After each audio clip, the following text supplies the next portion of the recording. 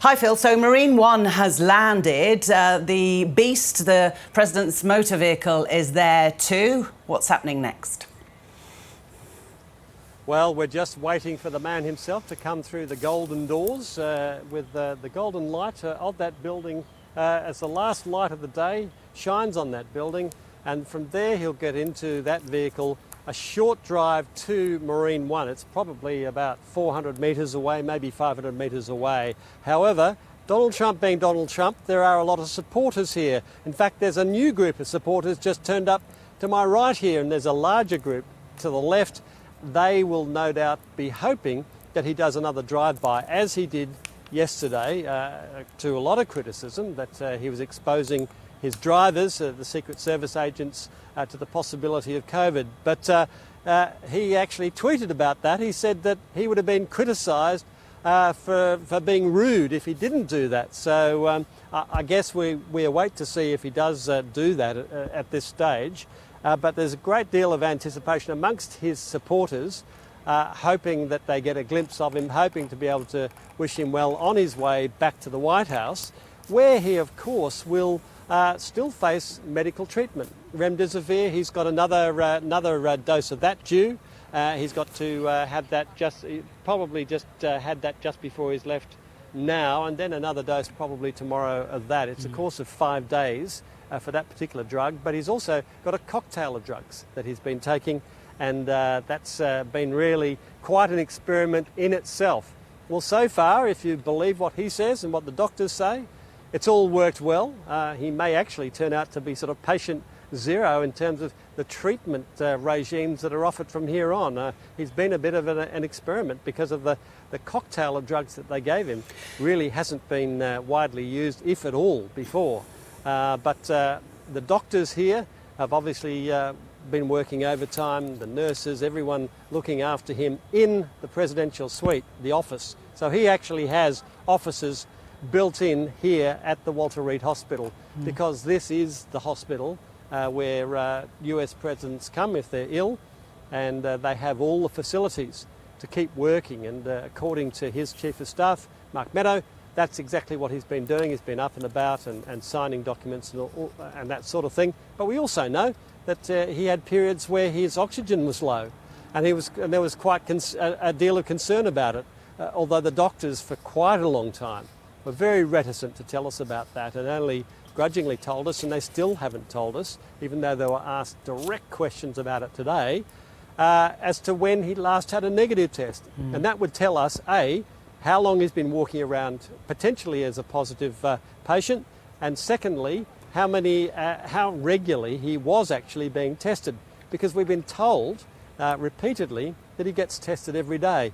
And if those tests were done, we're not getting the results of those, we're not getting the timing of those, but it does make you a little bit suspicious when there seems to be such a reticence to talk about when that last test was, and that last negative test was. So again, we're just waiting as the light disappears. It's a building behind me, splendid looking building here, and the light's sort of creeping up the building as the last rays of the day disappear. Yeah. And shortly, the President will disappear from this institution for a while at least. He's clearly keen to get back on the campaign trail, because his tweets today, Phil, have been more campaigning than we saw over the last few days. The latest one, just come in 2 minutes ago: "We'll be back on the campaign trail soon," says Donald Trump. "The fake news only shows fake polls." And that will be at the back of his mind. As long as he's been well, he will have been thinking about the campaign. Absolutely, and those so-called fake polls have consistently shown him behind Phil, Joe the door's Biden, opening to the medical centre, so we might be seeing him. Oh, no, we might be seeing him shortly. False alarm, somebody's gone back in, but if I interrupt you, then you know what's happening. Okay. Absolutely. No, look, there's, as I say, there've been supporters here, several hundred of them, and spoke to one. He might even come and have a chat to us a bit later, who's been here from day one, from the first night actually, basically camped out to show his support. One thing you can say about Donald Trump is that his base is absolutely, passionately, madly in love with him and will do whatever he wants. He is a huge figure in their lives. you can't say the same about Joe Biden in terms of the passion exuded by those that when he has small gatherings or whatever, you don't get that yelling and shouting. So he does have that following, that rock star style base that really is energised by him. But it's a two-way street. He really thrives on the energy that he gets from those big rallies, and he's no doubt itching to get back on that trail and to speak to those wider audiences that are televised. And he's lost a few days. He's lost a bit of momentum. Joe Biden, his campaign pulled negative ads against the president, and just looking there's a bit of noise down the road, but it doesn't seem to be signifying much yet. I'm going to be interrupting you too, probably, with the signals I'm getting over my shoulder. But the golden doors are opening. The golden doors are opening, Phil. Oh, here we go. OK, let's see. Right. Obviously, Secret Service agents coming out first. They have masks, but no full PPE gear. Remember, the president is still positive COVID. Here comes the president. Here's the president there, in his suit, tie and a mask. He's, there we go, the fist telling us that he's okay. He's walking down those steps there to the car, and will no doubt be trying to exude as much as he can the picture of health and strength. Because one thing Donald Trump does not want to do is look weak or look defeated in any way by this virus. And so you can be sure, there you go, the thumbs up. That's a characteristic of his. He's often got the thumbs up sign, and he'll be heading for that the vehicle right now. And that will be a relief to many in his campaign, and into the beast there with the mile wide thick doors there that are obviously built to withstand blasts. And as we see the media scrambling to get the next best shot, he will be off driving, and we may well see him come past here any second now, because he may do a drive-by, but he may just go to that straight to the chopper. We'll stick with your shot, Phil, in case he does. But I wonder whether the Trump campaign, his office, will have taken any of the criticism from yesterday on board, which was that he was endangering the lives of people who worked for him simply by being in a car with him. Now, we just seen him come out. He was separated from the other people, but they only had masks. He didn't have gloves on. We know that the virus can transmit through particles and through touch. So he clearly hasn't, or his team has not taken that criticism on board. No, and I think what really exemplifies that was his tweet in reaction to the criticism of that drive-by yesterday. And in that he said that he was doing the right thing by seeing his people, and he would have been criticised by us, the media, the lamestream media as he likes to call us, if he hadn't done that as being rude. But look, I think the families, especially of those Secret Servicemen that were inside that car, might rather a little rudeness and him not showing up than having their loved ones possibly exposed to a deadly disease. So, yeah, he really has copped a lot there. But as we see, yeah, as you rightly pointed out, no gloves, and in these circumstances, if you're still positive, you're still shedding virus potentially, that's a risk that you'd think most of us would hopefully avoid, but it is the president. He doesn't want to be seen as encumbered and weighed down, and he's exalted everyone in America through another tweet not to be afraid of COVID. Well, a lot of people are afraid of COVID, and rightly so, because today probably between 800 and 1,000 Americans died of COVID, adding to the 210,000 Americans that have passed away, and who knows how many who's had their lives changed because they've the so-called long-termers, the ones that have had damage that is still persisting after the actual initial effects of that virus have gone past. So if this is it for him, and if he has a simple trajectory from here of recovery, then he'll no doubt be saying, look, this COVID thing, it's not great, but it's not too bad, and we've got great drugs, and my administration has developed these, helped develop these drugs, and that's true. But it doesn't work for everyone. It doesn't necessarily work for older people, even for younger people. Younger people have died of this virus too, and that's where you get the divide. This country's so divided on this particular issue, and those that listen to the President have simply accepted his assurances that we've rounded the corner and that things are going to get better from here on in. However, there are other warnings that things are getting worse.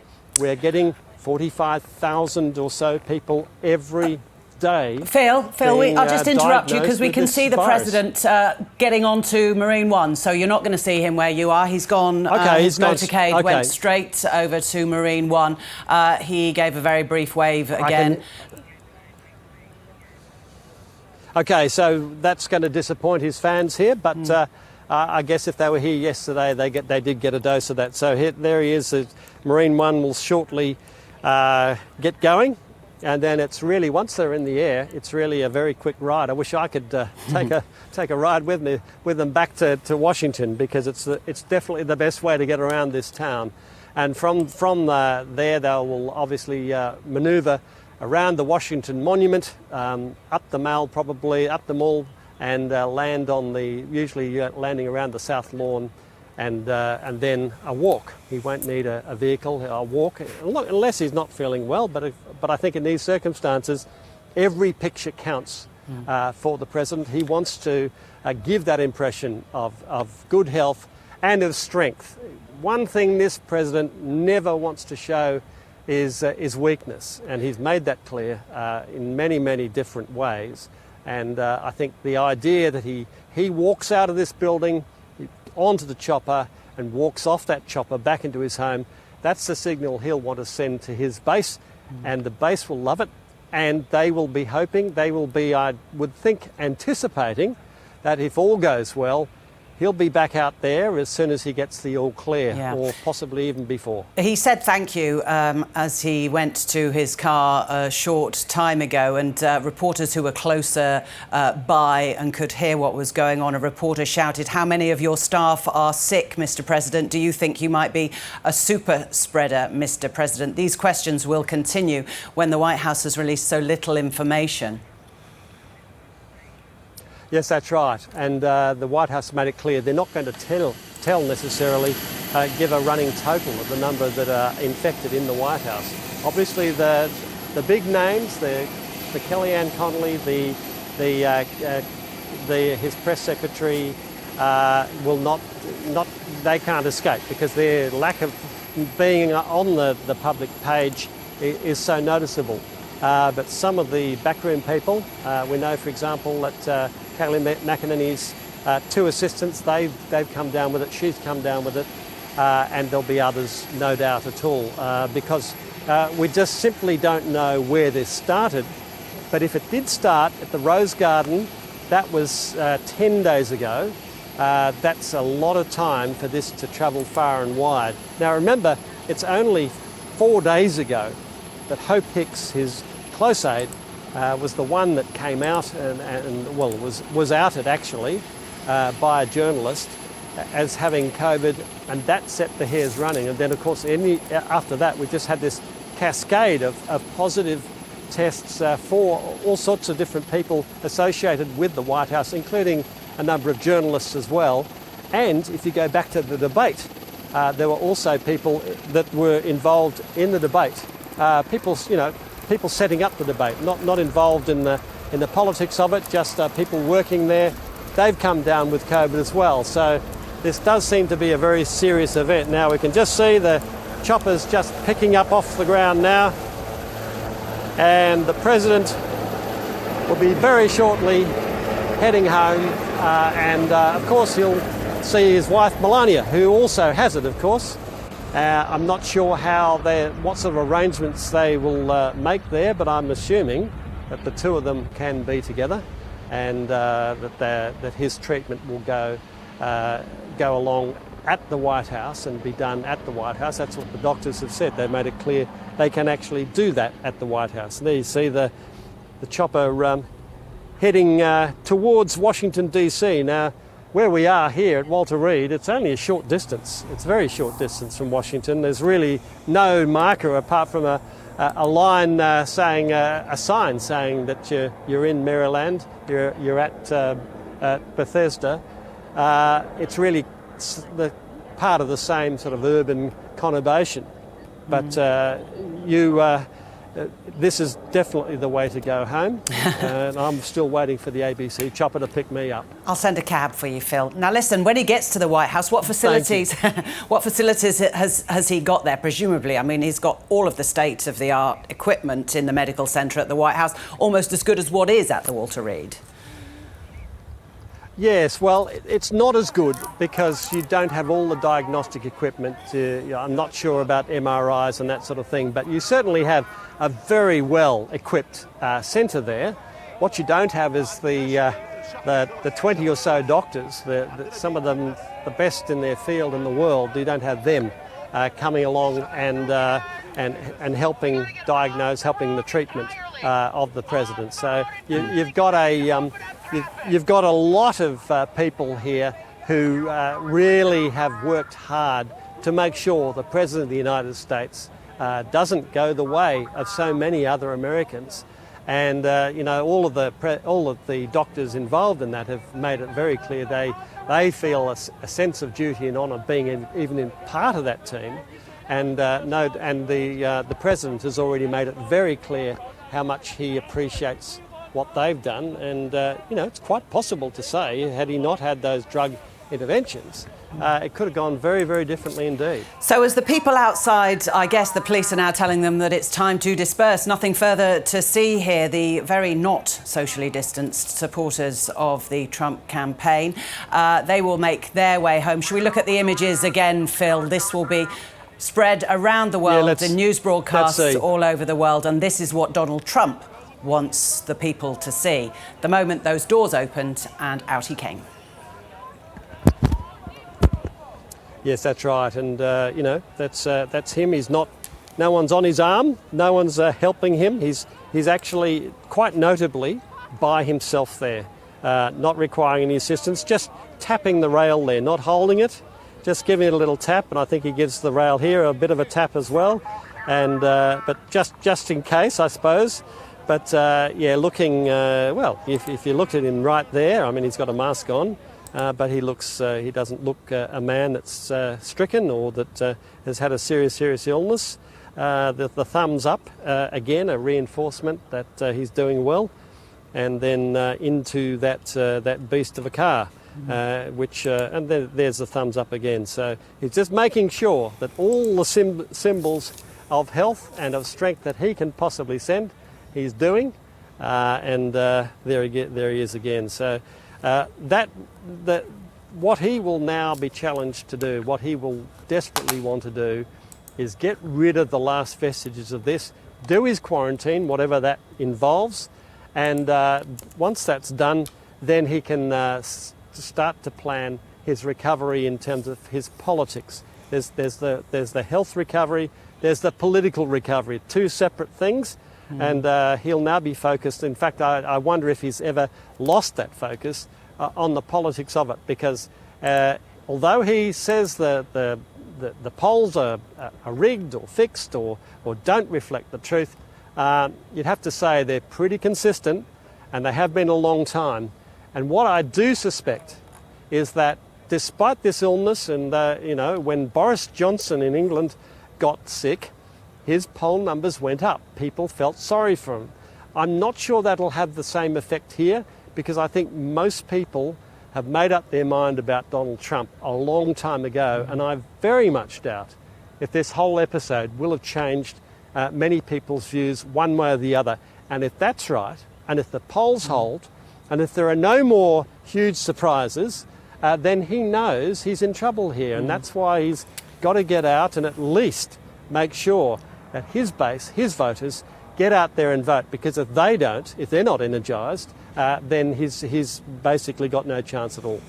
So after 3 nights in the hospital there, he got into the car and then got onto Marine One, which is now, I've seen various pictures that are flying over towards Washington. As he got on again, looked very steady. People will be looking at his demeanour, at his poise as he made these short walks, but didn't answer questions. And we know Donald Trump thrives on the interaction with his fans, with the media. He likes that contact. It makes you wonder how long the physicians at the White House will keep him away from the public. Obviously, they can't keep him off Twitter, but whether they will actually prevent him from leaving the medical centre area. Well, that's right, and that's a big question. He does have Twitter. We've seen several recorded videos that he's put out on Twitter already, so he does maintain that method of communication. He did the drive-by, controversial as it was. That was, in a sense, a method of communication. And on that day, he said that he hoped to be leaving today, right now. So that follow-through has happened. And you'd have to say, for somebody that was in a position where their oxygen had dropped to alarming levels, well, to concerning levels, I should say, that he seems to have sprung back pretty quickly. So either the drugs, which is experimental, some of them haven't been used in combination like this before, either maybe they've done a great job, or he's got a very strong system, or he was never going to be hit to that extent anyway. And as we know,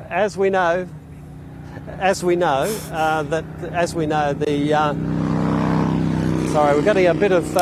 Hey Phil, it's all right. Listen, we've got the Trump supporters here. We've got the helicopter arriving at the White House in a beautiful evening light. That is a quick trip, isn't it? And that is a beautiful shot with the president just slowly descending with those colonnades in the background. And in a couple of minutes, once those rotors stop turning, once it's safe, he will step out and no doubt make a brisk walk to the door. I'm not sure that he'll need any sort of transport. He's done this walk many times. Of course, normally you'd have a gaggle of journalists, and he does those what I'd consider awful press gatherings. Awful because there's always the loud sound of the chopper noise behind, and he can't hear the questions, you can't hear the answers. But I doubt this time he'll do that. There may be some media there, I don't know. But I'd imagine in this position, coming straight back from hospital, he'll be off that. And it'll be interesting to see. Perhaps Melania might even greet him. We're not sure. So we're just seeing that chopper creep into shot again. It's always a very delicate, soft landing for the president, as good a landing as can possibly have. And they're just about touching down there, back at home. That's his home. And the flag's gone out the window of Marine One. If he loses the election. No, true. The flag's gone out the window of Marine One. I think it's unlikely Melania will come out, given that she has the positive COVID diagnosis as well. So she, in theory, is self-isolating.